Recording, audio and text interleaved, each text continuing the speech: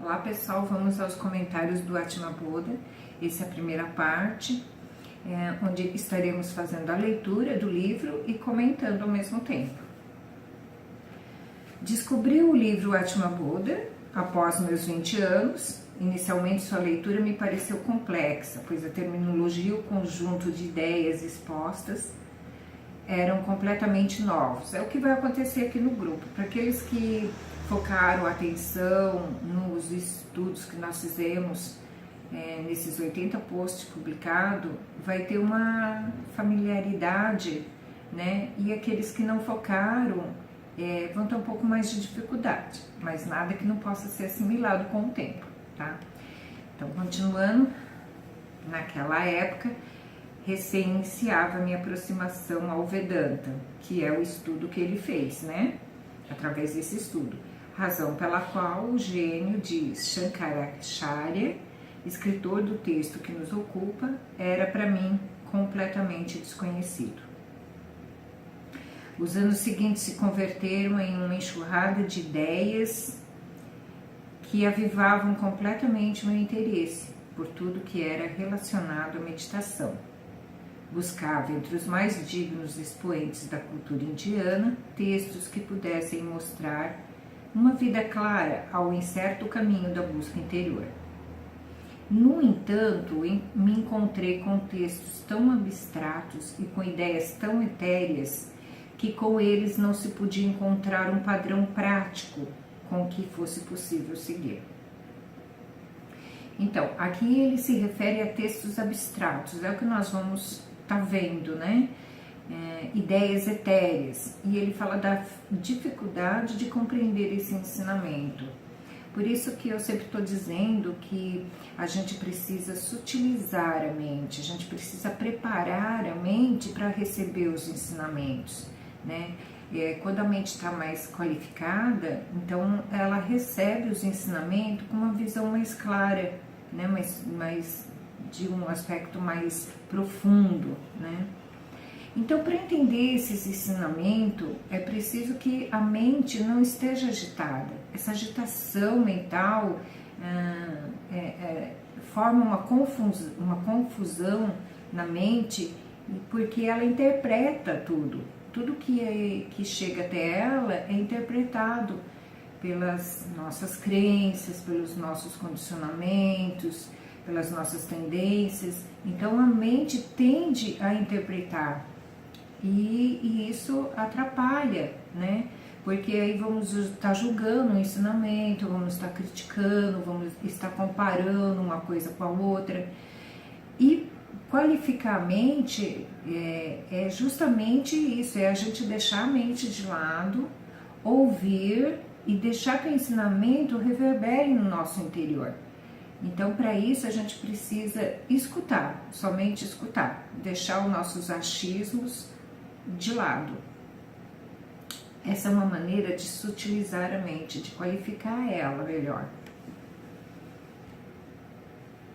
Os autores anônimos dos Upanishad e Bhagavad Gita, assim como os conhecidos sutras, se converteram em um eixo central de reflexão sobre um mundo que cada vez menos entendia.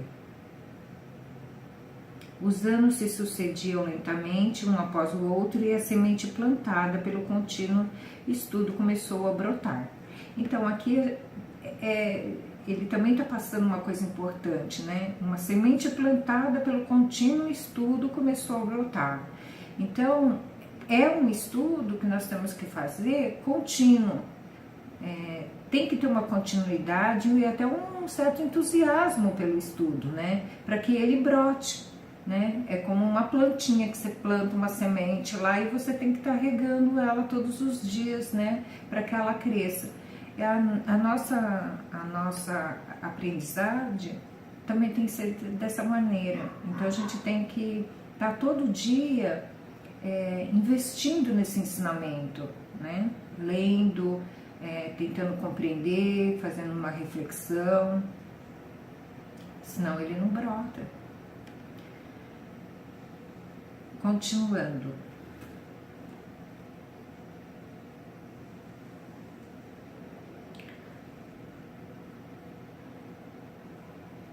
perdi aqui, mas aqui, achei. Naqueles dias me dedicava quase que diariamente ao ensinamento e aprendizagem da filosofia oriental e intercalava todo esse estudo com os meus estudos de engenharia. Tornou-se manejável o jargão que buscava descrever o mundo a partir da visão oriental e busquei continuamente clarear as ideias que levavam ao aspecto prático que revela o mistério do ser. 7 anos de práticas ininterruptas sobre os mais variados cenários possíveis de meditação se converteram em uma decepção constante devido à frenética atividade mental. Busquei de 1000 maneiras possível encontrar um caminho que pudesse me levar à quietude mental. Experimentei todos os tipos de práticas meditativas, dos mantras aos kirtan e desses aos bijas. Os bijas é um som que faz a força do som se concentrar na pessoa, né, que está emitindo mantra. E os kirtans são cânticos de adoração à divindade pessoal. Então, passando naturalmente pelo controle da respiração e da indagação do eu que propunha Ramana Maharaj. Por todas elas, sem encontrar qualquer mínimo alívio. Momentos excepcionais de quietude mental ocorreram também neste período, mas a perda rápida daqueles instantes obtidos devido ao torturante movimento da vida me fazia duvidar inclusive da veracidade dessas experiências. Então, aqui ele está mostrando que por mais que ele fizesse os mantras, os kirtans e os dijas, ele via que ele não conseguia obter resultado, a mente dele não conseguia ficar tranquila, ele não tinha uma quietude mental, né? Por causa que ele se envolvia muito com a agitação do dia a dia. Embora às vezes, talvez muitos de nós já tivemos isso, essa quietude mental, ela vem de uma forma muito sutil. Então, às vezes, por fração de segundo, ela se faz presente. Mas é como ele disse aqui, que o momento, a agitação do dia a dia não nos deixa perceber. Ou se percebemos, logo esquecemos, né? Não damos o devido valor à experiência, porque se preocupamos com outras coisas externas.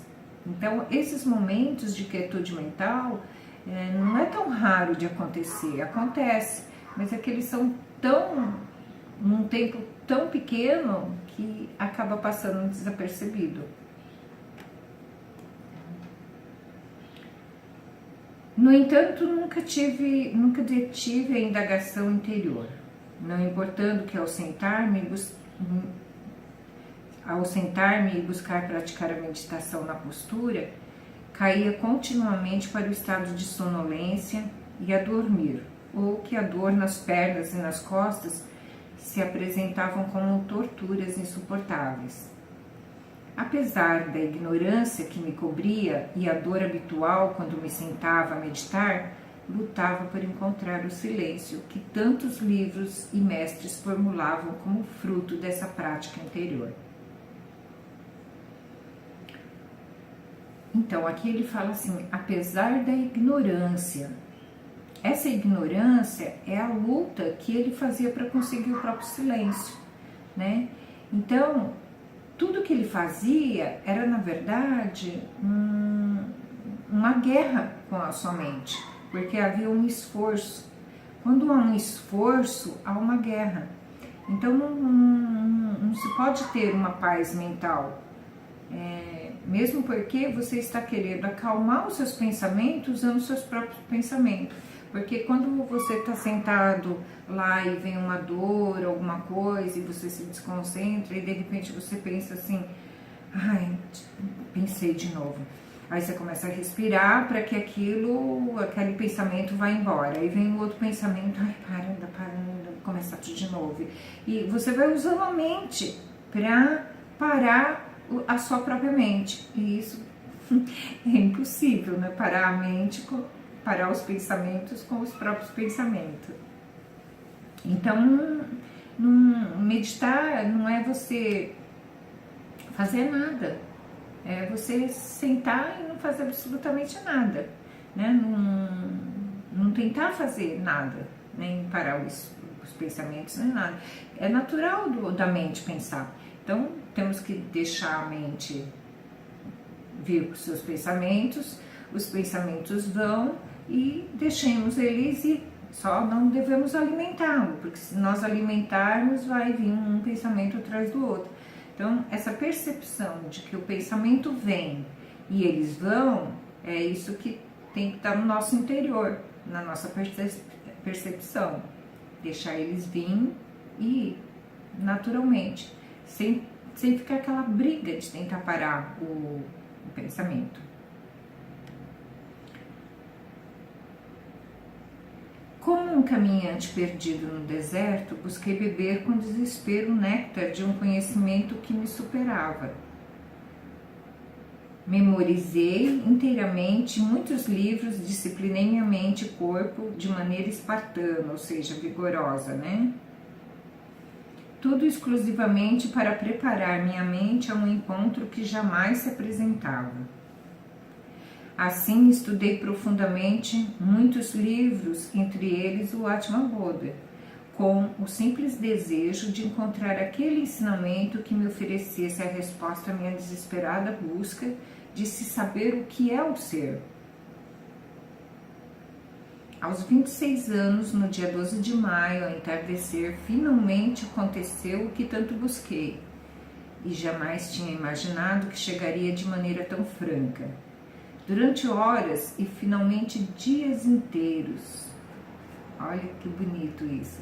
Durante horas e finalmente dias inteiros, a mente mergulhou no mais profundo e inimaginável infinito. Então, essa quietude, essa percepção, ela não vem só em fração de segundo. Quanto mais a mente está qualificada, menos agitada, há essa possibilidade desse tempo aumentar, né? Horas ou dias. Milhares de segredos que nunca foram segredos foram encontrados. Olha, isso daqui, na verdade, ele está dizendo que essa busca não é uma coisa que você vai buscar e você vai encontrar. Não. Ele acessou um conhecimento que sempre está disponível. Inimagináveis galáxias e universos apresentaram em uma fração distante e deram vazão à bem-aventurança absoluta. Finalmente havia regressado a casa. Por fim, todo o esforço da busca havia terminado. Já não existiam perguntas, as respostas se sucediam por si mesmo. O que ele quer dizer aqui? Que ao entrar nessa experiência além da mente, ele acessou uma forma de conhecimento mais puro, né, mais livre da dualidade, que está sempre disponível na fonte. Como consequência deste profundo samadhi é um estado de percepção elevado, a mente assumiu uma nova condição. Que condição é essa? Foi um novo patamar de conhecimento, de certezas. Certezas, talvez a palavra certeza não defina bem a certeza dos conhecimentos que ele adquiriu naquela fração de segundos, né? Porque é um conhecimento vivo, que não cabe dúvidas ou questionamentos sobre aquilo que ele tem a percepção, porque o conhecimento é puro, é vivo, é certo, né? É real. Então, a palavra certeza não define, não é essa certeza que a gente coloca nas coisas e está sempre em dúvida. É uma coisa que é induvidável, nem sei se existe essa palavra, induvidável. Agora era fácil mergulhar em meu próprio interior e notar como a maquinária mental movia cada uma das peças e engrenagens que a compõem. Então, aqui ele deixa claro que ele teve o conhecimento direto de que a mente é apenas um veículo, uma ferramenta de manifestação do corpo. Por quê? Porque ele não estava tendo aquele conhecimento através da mente, ele estava além da mente, ele estava num campo que não era dual. Então ele podia ver claramente que a mente é apenas um instrumento, um veículo de manifestação. Ele estava desidentificado da mente e do corpo naquele instante. Podia perceber mais insignificantes movimentos que nela surgiam e reconhecer a variada profundidade e níveis que operam nos diferentes graus de percepção interna e externa. Então, quando ele teve essa experiência, essa percepção, ele percebeu que a mente, ela tem uma profundidade e ela tem vários níveis de percepção, que ela opera, né? E ela opera em várias dimensões. As dimensões ainda é a dualidade. Todas as dimensões ainda estão no campo de Maia, né? Que é essa dualidade. Então ele teve essa percepção muito clara, muito viva desses níveis que operam esses diferentes graus de percepção, tanto interna, né, como externa, tá? Desde então naveguei pelos sendeiros, ou seja, pela senda, pelo caminho, né, do silêncio mental, e vislumbrei as diversas maneiras em que ele se apresentava. Mas, diante de tudo, aprendi algo que, mesmo lendo 1000 vezes, jamais havia compreendido, da não dualidade, como sendo o fator excepcional que relaciona o conhecedor ao conhecido de forma simultânea.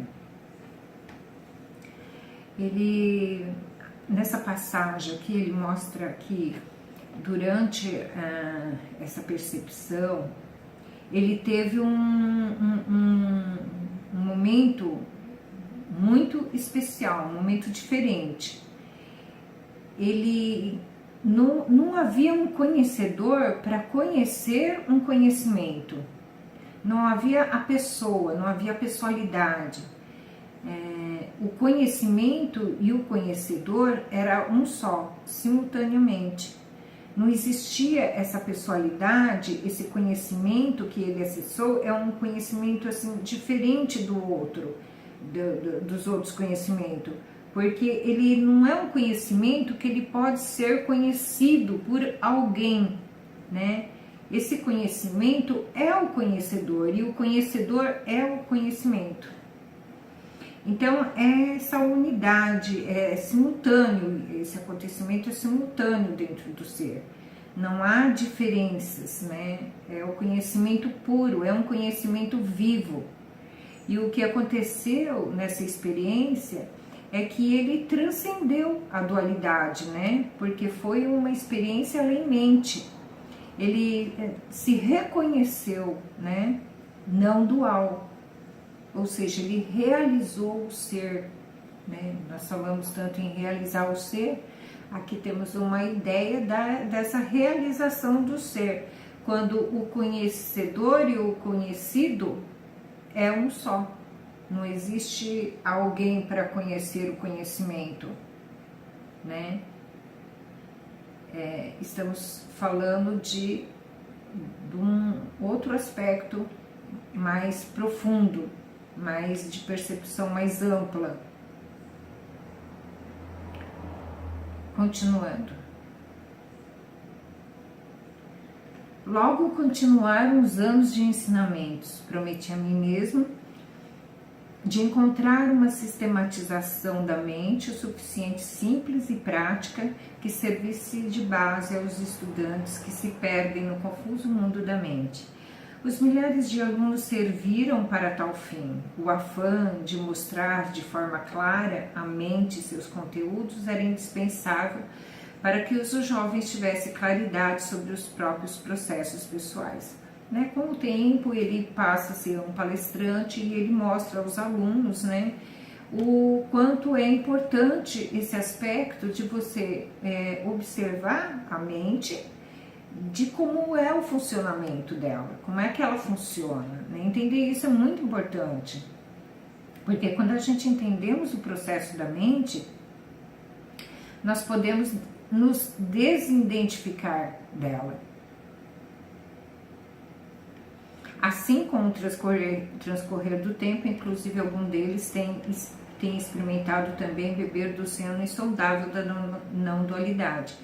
E é isso, quando você percebe bem os aspectos de como a mente funciona, como nos movimentamos, né, em Maya, nessa lei que rege a nossa dimensão dual, o que pode ocorrer é isso mesmo, é a gente experimentar esse oceano que às vezes a gente acha que é insondável. Então a gente pode sondar, né? A gente pode até nos perceber como esse oceano, né? Isso é uma experiência que vem, porque quando você entende a mente, você também consegue até acalmar a mente, né? Essas confusão da mente. Então foi isso. Esse texto do autor, que ele se apresentou, né, para dar início a essa obra maravilhosa. Ele é um filósofo, pedagogo e tem vários livros editados, né, em alguns países, e ele faz palestra também em uns 3, 4 países, inclusive aqui no Brasil também. Quem sabe um dia vamos ter a oportunidade de estar recebendo ele aqui. Então, por hoje é só. Agradeço a escuta atenta e namastê.